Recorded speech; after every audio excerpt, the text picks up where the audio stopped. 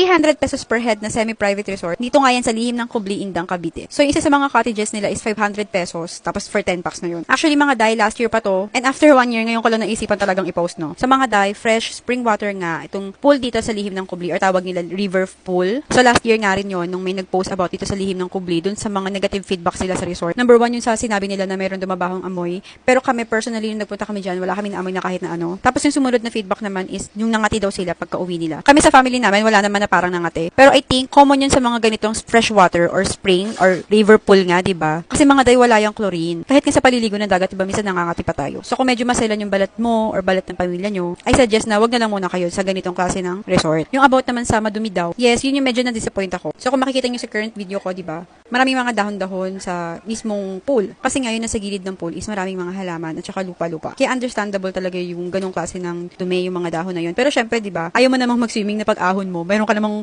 swimingan ng mga dahon or something. Kaya kung mapapansin nyo, doon lang kami sa dulo kasi doon lang yung part na malinis. Tingin ko may factor din dyan na ang konti namin kasi nag-stagnant yung water. Naalala ko, parang 3 set lang kami na nag-swimming dyan. Kami lang yung family tapos the rest puro couple na. Pero ang pinakagusto ko naman dito is ang lamig talaga ng tubig. Yung perfect na perfect talaga sa extreme heat na panahon ngayon, ganun. Tapos controlled lang din sila dun sa ina-accept nila na tao. Dahil nga hindi naman din ganun kalaki yung area, lalo na yung river pool nila. So sinasuggest nila na magkaroon ng reservation. Pero kapag hindi naman ganun ka-peak that day, pwedeng mag-walk-in. Nagustuhan ko rin yung CR nila tsaka washroom kasi malinis at tsaka malawak. And higit sa lahat yung pagka-semi-private niya. Ang vibe nga nitong resort na to is very nature talaga. Tapos ang tahimik. Yung cottage nila is hiwa-hiwalay. So wala kang katabi. Wala kang katabi na nagbibidyo okay. Wala kang katabi na nag-iinom. Yung ganon, hindi ka maiirita sa mga katabi mo unlike sa mga public resort talaga. Kahit umaura-aura ka dyan, gamitin mo yung OOTD mo. Hindi ka ma-awkwardan. Lalo na kung weekdays ka pupunta, gaya namin, weekdays kami nagpunta. Ang konti lang talaga ng tao. Marami rin silang Instagrammable spot and open din sila for events like weddings, birthdays. So ibang mga information mga day hindi ko natanda. Pero meron silang Facebook page. Overall feedback, hindi naman ganun kabad yung experience namin dyan and worth it naman yung try namin. So yun lang mga day, until next video.